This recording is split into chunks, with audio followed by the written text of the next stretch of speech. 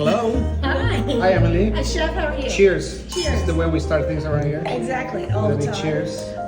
So we're here today with our executive chef in Union Wine Room, Chef Eduardo and he has come up with a fantastic, romantic Valentine's Day dinner.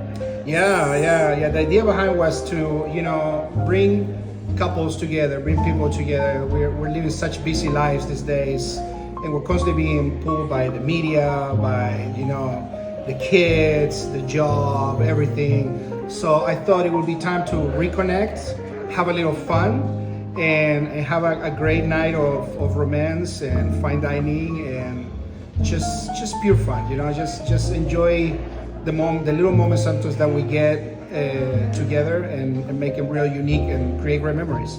That's fantastic. So your inspiration behind this, I understand this has some roots in aphrodisiacs. And Right. Yeah. So significance. as chefs, when we have to create a menu, we look sometimes for something that connects the dots, right? So we come up with different dishes, but there has to be something common to different dishes. So the idea behind this one was to bring aphrodisiac ingredients and make it kind of fun that way. Maybe learn a thing or two about them.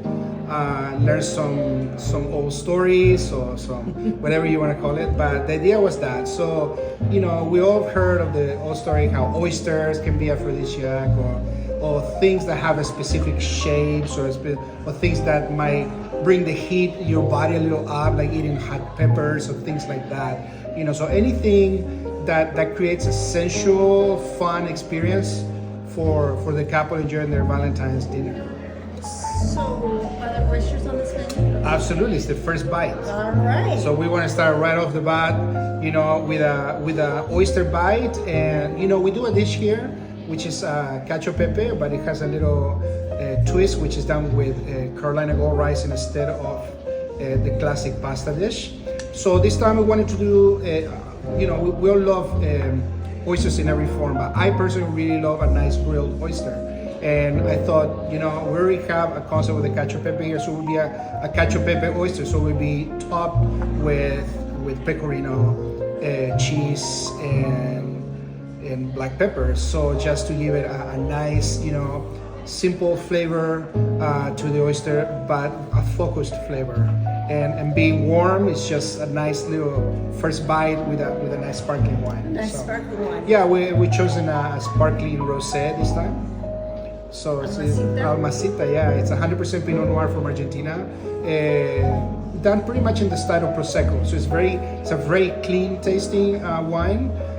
It's very, the fruit is very forward on it, but you don't get much of that yeast flavor that you would get in like classic champagnes or cavas. So Proseccos tend to be very, very clean and very fruit forward. So yeah, I think it would be a great pairing with the grilled oyster. I think so. I'm a fan. So we have a couple of options for your first and second courses here, but you've used, and I don't want to give away the menu. Okay. Because don't you think it should be a surprise like that? Sure. Then maybe we can just say that the first choice can be a nice soup, okay, and the mystery ingredient, if you wish, or the aphrodisiac ingredient.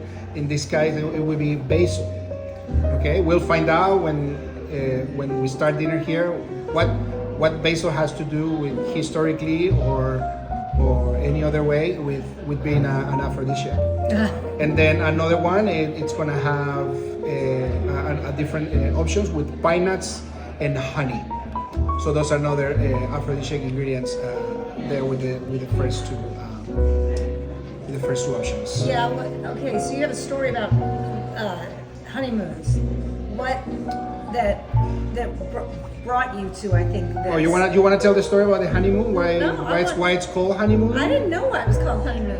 Yeah, so it says that newlyweds will go into seclusion, drinking honey concoctions until the first new moon of their marriage, hence the term honeymoon.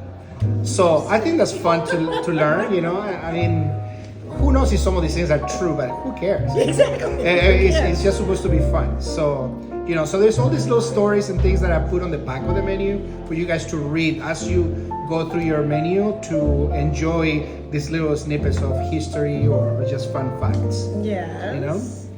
Then we go to the entrees. We're gonna have 3 options. One's gonna be coming from the Gulf of Mexico. It's gonna be a fish option. The other one is gonna be a beef tenderloin. It actually comes to us from Tasmania, south of Australia. 100% grass-fed beef program. Really wonderful, beautiful, tender fillet. And then the third one is gonna be a lamb dish. But it's pistachio kissed. Pistachio kissed, yes.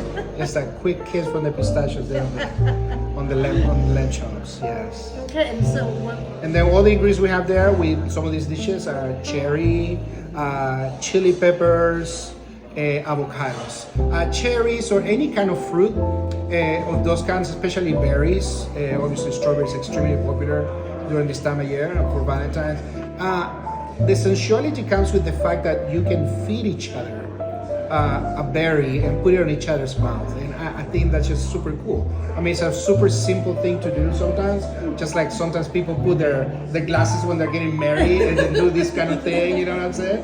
So that's kind of fun. So it could be that, but with fruit, you know? So yeah, and another ingredient there is avocado, and you'll find out why it's there, so I don't want to give everything up. Oh, it has something to do with maidens and village. I don't know. Maybe not. Who knows? All right. Come and find out. Come and find out. Yeah. Exactly. And then we have 2 dessert options, right?